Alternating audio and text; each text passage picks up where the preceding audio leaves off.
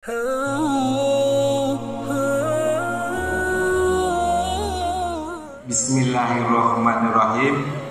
Alhamdulillahirabbil alamin. Wassalatu wassalamu ala asrofil anbiya'i wal mursalin Muhammadur Rasulullah sallallahu alaihi wasallam wa ala alihi washabbihi ajma'in. Amma ba'du. Qala Allah ta'ala fil Qur'anil Karim. Bismillahirrahmanirrahim. Wa'tasimu bihablillah jami'an wa la tafarraqu. Pertama-tama marilah kita panjatkan puji syukur kehadirat Allah Subhanahu wa taala karena pada kesempatan ini kita bisa berkumpul atas taufik, hidayah dan inayahnya dari Allah Subhanahu wa taala. Sholawat serta salam mari kita sampaikan pada junjungan kita Nabi besar Muhammad sallallahu alaihi wasallam, pada keluarganya, pada sahabatnya, pada tabi'in, dan mudah-mudahan kita juga mendapatkan syafaatnya dan kelak kita semua berkumpul di surganya Allah Subhanahu wa taala. Yang saya hormati para asatid, para ustadz, ketua DKM tidak ada ya. Dan juga Pak RW biasanya ada di belakang. Dan juga pengurus-pengurus yang lain dan para hadirin semuanya. Sebelum saya menyampaikan tentang isi tausiahnya yang mungkin berat juga ya, di tengah hiruk pikuk medsos yang luar biasa, yang sekali jarinya ngetik, dulu kan mulutmu harimaumu, sekarang jarimu harimaumu. Ini juga repot. Masalah yang sebenarnya bisa diselesaikan dengan baik-baik pada akhirnya menjadi masalah yang besar.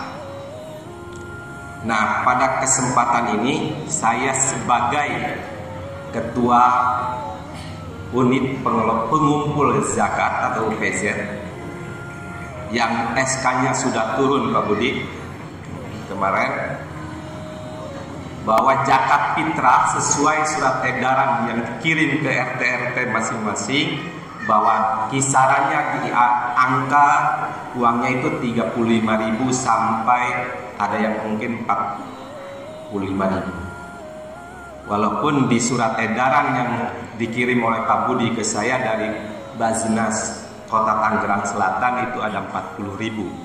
Tadi beberapa kasus di Masjid Al-Mujahidin dan itu 45.000. Nah, kemarin kita diskusi dia antara pengurus UPZ, kita putuskan mungkin mempertimbangkan kondisi dan realitas yang ada, kita mematok di 35.000 sampai 45.000. Yang kedua, UPZ dan juga DKM sedang bertransformasi kepada ingin mengembangkan masjid yang lebih ramah, ingin mengembangkan masjid yang menyejahterakan, maka UPZ akan mengirim formulir. Untuk sementara formulir itu untuk yang wajib itu adalah di pengurus DKM, bahwa zakat profesi 2,5% itu wajib disetor di UPZ sini. Kalau tidak disetor, maka ada sanksinya. Karena ini sesuai, dan kenapa harus per bulan? Ini sesuai fatwa MUI tahun 2013 apa 2000 berapa? Ada fatwa aja. Jadi per bulan. Kenapa saya memaksa zakat penting? Kan itu wajib. Karena kita seringkali lupa. Yang wajib kita agak kendor, yang sunnah kita agak kenceng. Nih, ini penting nih diluruskan pakai Andy. Ya, ini penting diluruskan biar kita sama-sama memahami bagaimana aturannya. Oke, itu yang menjadi pengumuman dari ketua unit pengumpul zakat. Selanjutnya saya menerima tema yang sangat berat, yaitu kebersamaan dalam kebersihan hati. Masya Allah. Ini yang pas membahas kebersihan hati Kiai Khotib sebenarnya di beberapa ini. Tapi kebersamaan itu sebenarnya akan menjadi kuat jika modal sosialnya kuat. Modal sosial kuat itu memang ada beberapa aspek yang menurut perspektif sosiologis harus dianalisis. Tapi sebelum itu, apa sih sebenarnya modal sosial itu? Toluman, seorang pakar seorang sosiolog, yaitu aspek-aspek yang ada di struktur hubungan antar individu yang memungkinkan mereka menciptakan nilai-nilai baru. Dan modal sosial itu abstrak, seperti seabstraknya kepercayaan atau seabstraknya cinta yang kemarin Pak Air ceritakan. Abstrak, tapi dia hadir melingkupi diri kita, dan dia hadir membonding kita atau melinkage kita atau membridging kita. Untuk apa? Untuk saling bekerja sama. Apa modal sosial itu? Yang pertama elemennya adalah norma, aturan. Kalau dalam kebersamaan itu kita sudah tidak patuh pada aturan, maka yang terjadi adalah modal sosial itu terkurang. Contoh kasus, kita di RT tidak bayar iuran, itu sudah menghilangkan modal sosial. Keterikatan kita, kerjasama kita dengan yang lain itu terkurang.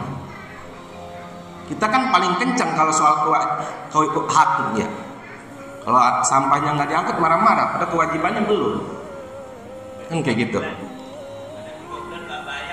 Iya, itu curhatnya kan.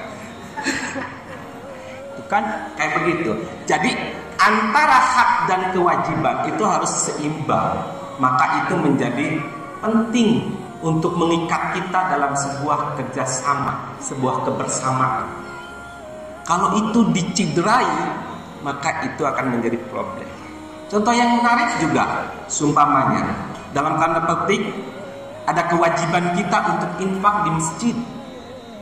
Tiba-tiba tidak ada tuh namanya laporan pendanaan, gerung itu di belakang, menggerutu, bahasa Sunda, itu menggerutu. Nah itu tercederai itu kebersamaan itu. Maka maksud saya patuhi norma itu. Dan juga ketika melakukan sesuatu juga harus dengan kejernihan hati. Jadi punya prasangka yang selalu baik pada orang, bukan kedengkian dan segala macam. Ini penting. Yang kedua, kepercayaan. Dari norma yang sudah kita patuhi itu akan tumbuh kepercayaan dalam hubungan dan interaksi sosial kita. Gitu ya. Akan tumbuh, dan ketika tumbuh kepercayaan itu, maka kerjasama itu akan semakin erat. Kerjasama itu akan semakin erat, dan kerjasamanya kalau sudah kepercayaan tumbuh terbaik, dia tidak mudah baperan, tidak mudah mutu. Ketika ada sesuatu yang mungkin dalam proses kebersamaan itu ada sedikit salah dan itu tidak mutu. Karena seyakin-yakinnya kalau sudah hubungan itu intens dan dibangun dengan kepercayaan yang solid, dan juga yang menjadi catatan bahwa kebersamaan kita itu adalah bukan karena apa-apa, tapi karena Allah Subhanahu wa Ta'ala. Tadi ayat Al-Quran yang saya baca, waqtasimu hablillah jami'an wala tafarraqu. Jadi kita harus berpegang teguh semuanya pada tali Allah, pada Al-Quran dan hadis, dan juga pada kitab-kitab yang lain yang menjelaskan tafsiran-tafsiran hadis. Yang selanjutnya, yang juga harus akan menjadi modal sosial yang penting dalam kerjasama itu jaringan. Jaringan di antara kita. Maka itu menjadi penting. Jaringan ini dibangun dari kapan? Dari kepercayaan tadi. Tapi dasarnya norma dulu. Normanya bagus. Kepercayaan, jaringan terbangun dengan baik. Nah, ketika jaringan terbangun dengan baik, maka kebersamaan itu juga menjadi baik. Gitu ya. Itu yang menjadi penting dalam konteks kebersamaan dengan kejernihan hati. Dan sekali lagi yang paling penting digarisbawahi dari kebersamaan itu, kita adalah karena Allah Subhanahu wa Ta'ala.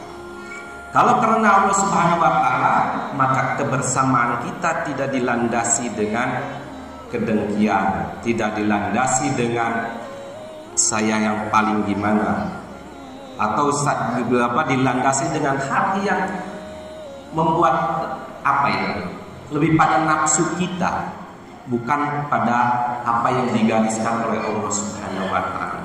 Maka kebersamaan itu harus menjadi kebersamaan yang dilandasi oleh atau karena Allah Subhanahu wa Ta'ala.